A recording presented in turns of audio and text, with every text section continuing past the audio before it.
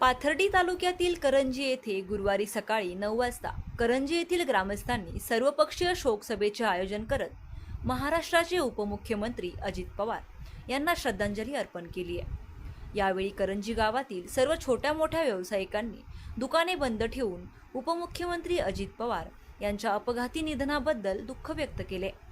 करंजी गावातील नेते मंडळींनी देखील शोकसभेच्या निमित्ताने उपमुख्यमंत्री अजित पवार यांच्या राजकीय कार्यकर्तृत्वाला उजाळा दिलाय।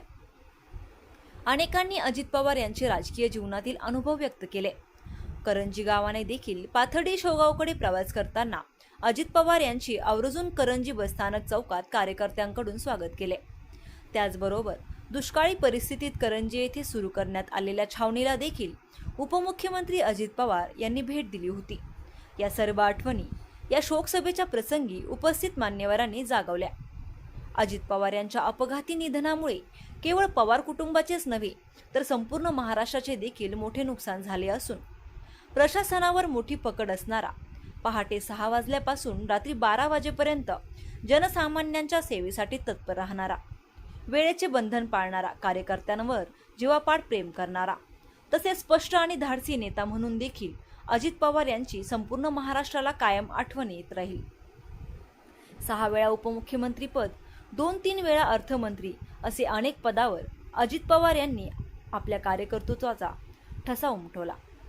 अशा शब्दात उपस्थित कार्यकर्त्यांनी, पदाधिकाऱ्यांनी उपमुख्यमंत्री अजित पवार यांना श्रद्धांजली अर्पण केली आहे। यावेळी उत्तरेश्वर देवस्थानचे अध्यक्ष बाळासाहेब अकोलकर, माजी सभापती ॲडव्होकेट मिर्झा मणियार, ज्येष्ठ नेते सुरेश नाना साखरे, माजी सरपंच सुनील साखरे, सरपंच रफिक शेख, शिक्षक नेते विजय अकोलकर, माजी पोलीस अधीक्षक माणिकराव अकोलकर, ज्येष्ठ नेते भाऊसाहेब शेत्रे, सामाजिक कार्यकर्ते छानराज शेत्रे, माजी चेअरमन अशोक अकोलकर, युवा नेते आबासाहेब अकोलकर, उपसरपंच बंटी अकोलकर, संचालक सुभाष अकोलकर, ग्रामपंचायत सदस्य नवनाथ अरोळे, राहुल अकोलकर, रघुनाथ अकोलकर, सरपंच राजेंद्र पाठक, सरपंच सुनील टेमकर, माजी चेअरमन महादेव अकोलकर, माजी सरपंच राजेंद्र शेत्रे, आसाराम अकोलकर, सतीश शेत्रे, बाबासाहेब गाडेकर, गजानन गायकवाड, जालिंदर वामन, सुभाष अकोलकर, बंडू अकोलकर, दीपक अकोलकर, दिलीप शिंदे, भाऊसाहेब अकोलकर, बाळासाहेब अकोलकर, मुरलीधर मोरे यांच्यासह अनेक ग्रामस्थ यावेळी उपस्थित होते। प्रतिनिधी मयूर मुखेकर, करंजी।